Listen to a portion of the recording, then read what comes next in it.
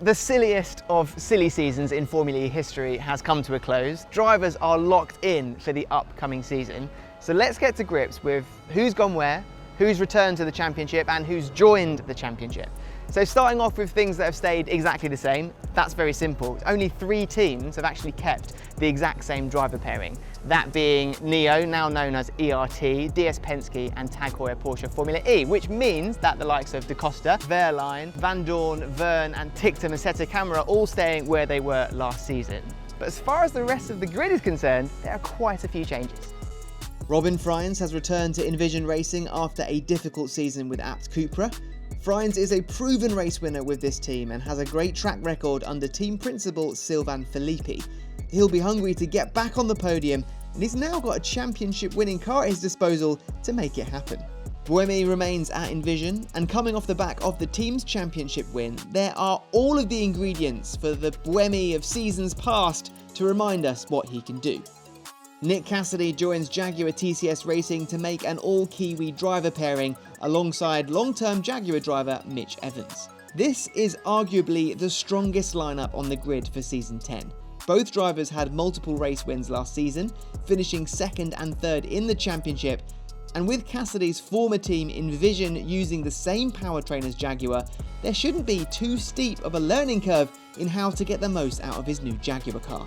They're both hungry to claim what they lost out on last season, which could make for an interesting team dynamic.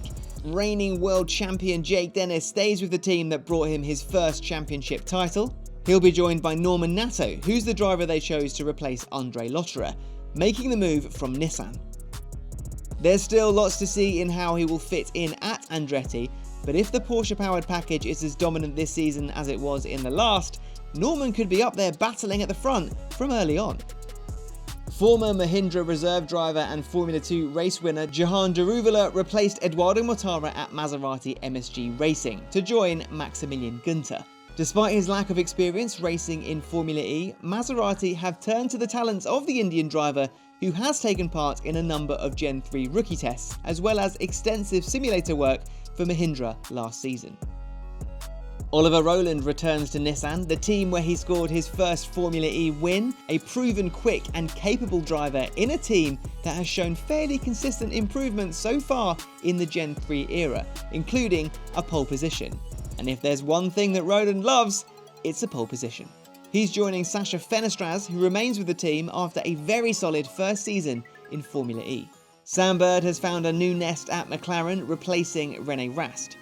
After a season marred by a few bad moments, this is a chance for a clean start where Bird can add to his 11 wins and 26 podiums in Formula E. It'll be an all-British lineup in the Papaya cars alongside Jake Hughes, of which McLaren have renewed their trust in after he impressed the paddock from the first round of his rookie season. A completely new lineup at Mahindra Racing, the only team to have 2 new drivers for Gen 3, the sequel. Former champion Nick De Vries is back from his spell in Formula 1. It's a big ask to expect a lot from him right away after a season out. But there's a strong chance to restore confidence and faith in his abilities, and given that there was a lot of room for improvement with the Mahindra package and performance last season, let's hope the off-season work has paid off for the former champ. Eduardo Mortara completes the Mahindra lineup, a very capable driver with 6 wins and 13 podiums to his name. But he is in need of a bounce back after last season's 14th place finish, having finished 3rd just the season before.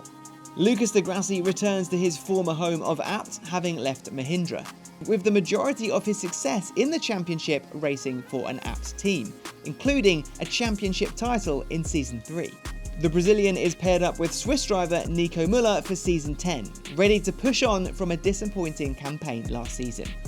Neo 333 has been rebranded to the ERT Formula E team, and they'll be hoping to pick up where they left off with their highest scoring season since the 2017-18 season in the Gen 1 car. So those are the changes in the paddock. Time to see how they get on.